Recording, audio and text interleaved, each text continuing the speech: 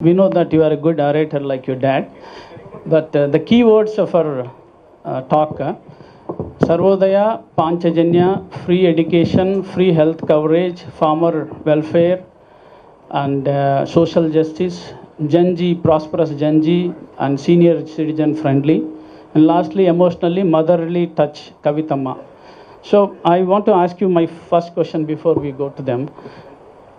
What you criticized your dad with so harsh words. What led to the deep divide? అంత అగాధం ఎందుకు ఏర్పడింది మీకు మీ నాన్నకి? ఇది పొలిటికల్లా, ఇట్స్ డీప్ పర్సనల్లా? Can you speak out your heart? First of all, it's unfair for the moderator to get the first question. But anyways, he's taken that advantage. I'm happy about it. ఒకటి, నేను మా నాన్నని criticise చేయలేదండి. Political లీడర్గా కేసీఆర్ గారిని criticise చేసిన. BRS party అధ్యక్షులు గౌరవనీయులు పెద్దలు కేసీఆర్ గారిని క్రిటిసైజ్ చేసిన తప్పితే మా నాన్న కేసీఆర్ని నేను తిట్టలేదు. మా నాన్న కేసీఆర్తో నాకు ఎటువంటి ప్రాబ్లం లేదు. నాన్నగా ఆయన లేకపోతే నాకు జన్మనే లేదు.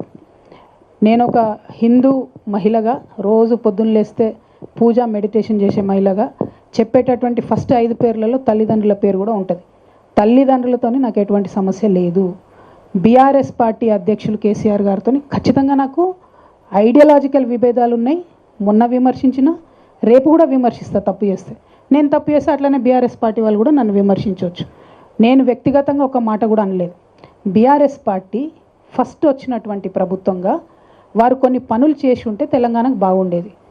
ఆ పనులు చేయకపోవడం వల్ల ఏమైంది? ఒక కాన్సెప్ట్ ఉంటుంది సుధాకర్ రెడ్డి గారు, లాస్ట్ ఆపర్చునిటీ కాస్ట్ అంటారు దాన్ని.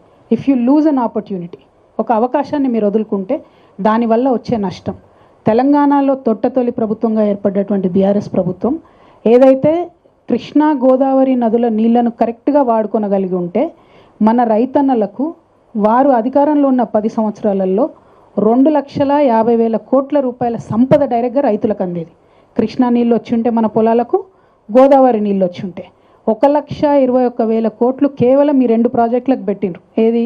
కాళేశ్వరం, అట్లానే పాలమూరు రంగారెడ్డి. 1,21,000 పెట్టి 2 ప్రాజెక్టులు కడితే ఇచ్చింది నీళ్ళన్నిటికీ అంటే 1,00,000 ఎకరాలకు ఇచ్చారు. నేను దాన్ని క్రిటిసైజ్ చేసిన. బీఆర్ఎస్ పార్టీ అధ్యక్షుడిగా ఖచ్చితంగా వారిని క్రిటిసైజ్ చేసిన, ఇవాళ చేసిన, రేపు కూడా చేస్తాను. ఎందుకంటే ఆ last opportunity cost only for farmers is 2.5 lakh crores. ఆ సంపద డైరెక్ట్గా మా రైతన్నల జేబులకు పోయేది, అది పోయింది.